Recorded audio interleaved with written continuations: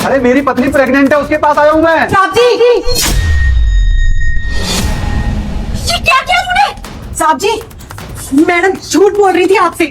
Madam कोई pregnant नहीं है। मैडम सिर्फ आपसे ना पैसे ऐड रही है प्रेगनेंसी के नाम पर। उन्होंने ना अपने पेट के अंदर ही बॉल लगा रखी है और हम आपको ना बहुत टाइम से ये चीज बताना चाहते थे, लेकिन मैडम ना हमारे बच्चों की कसम देकर ना हमें ब्लैकमेल कर रही थी।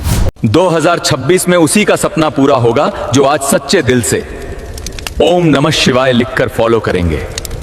बहुत बहुत शुक्रिया तुम्हारा दिव्या की सच्चाई सामने लाने के लिए। इतने दिनों से तुम मुझे बेवकूफ बना रही थी, पागल बना रही थी, तुझे शर्म नहीं तेरे को? तेरे लिए स्पेशल मैं छुट्टी लेके आया, बच्चे के लिए मैं छुट्टी लेके आया। अरे कौन सा बच्चा? हाँ, तूने तो मुझे पागल ही बना दिया। और हर महीने मुझसे तू पैसे मांगती रही, किस चीज के पैसे मांगती रही? अपनी अय्याशियों के लिए। तो और क्या करती मैं?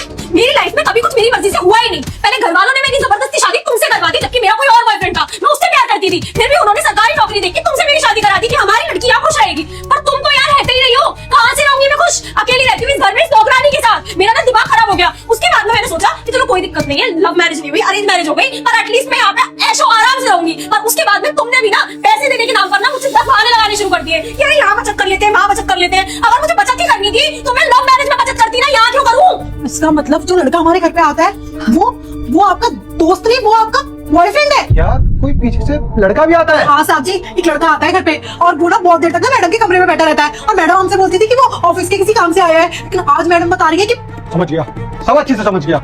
जो तुम्हारा फोन बिजी रहता था तो उसी लड़के के साथ रहता था, तुम्हारे मम्मी पापा के साथ नहीं। जब भी तुम्हें फोन करता था तुम यही बोलती थी कि पापा का फोन आया था, मुझे कुछ काम बता रहे थे वो, और वो तुम्हारे पापा का फोन नहीं, तुम्हारे बॉयफ्रेंड का कॉल होता था वो। हाँ, मुझे झूठ में बोला। अरे मेरी जिंदगी बर्बाद क्यों की? और ये बच्चे नहीं बहाने तुमने मुझे पूरा लूट डाला। अरे मुझे कितनी खुशी हो रही थी कि मेरे घर में एक बच्चा आएगा, अरे मैं उसे खिलाऊंगा, वो मुझे पापा बोलेगा, और तुमने मेरे सारे सपने 2 मिनट में चूर चूर कर दिए। और मुझे पीठ पीछे तुम धोखा दे रही थी। तुम्हारे घर वालों को भी देख लूंगा मैं। तुम बोल रहे हो ना कि तुम किसी और से प्यार करते थे, जबरदस्ती मेरे से शादी कराई। अरे मेरी जिंदगी क्यों खराब करी तुम्हारे घर वालों ने और तुमने? मुझे क्या पता? अरे मैंने तो कई बार ना घर से भागने की भी कोशिश की थी शादी से पहले, पर किसी ने मुझे भागने ही नहीं दिया। सब मेरे ऊपर नजर बढ़ा के रखते थे, तो मैं क्या करती? जो उन्होंने बोला मुझे करना पड़ा। अब उसके बाद में जो मेरा मन आएगा वो मैं करूंगी। मेम साहब, आप अपने शादी के रिश्ते को तो निभा नहीं पाई, लेकिन आपने ना अपने प्यार के रिश्ते को अच्छे से निभाया।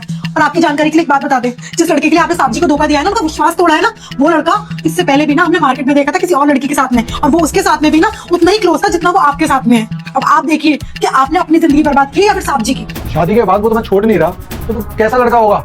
वो तुम्हारा सिर्फ इस्तेमाल कर रहा है, और अब मैं अपना इस्तेमाल तो नहीं होने दूंगा। तुम्हारे मम्मी पापा के पास जाऊंगा और उनके खिलाफ भी केस करूंगा कि अगर तुम्हारी लड़की किसी और से प्यार करती थी तो मेरे साथ शादी क्यों की, मेरी जिंदगी क्यों खराब करी? ना तुमको छोड़ूंगा ना तुम्हारे मम्मी पापा को छोड़ूंगा मैं। चलो मेरे साथ अभी, चलो।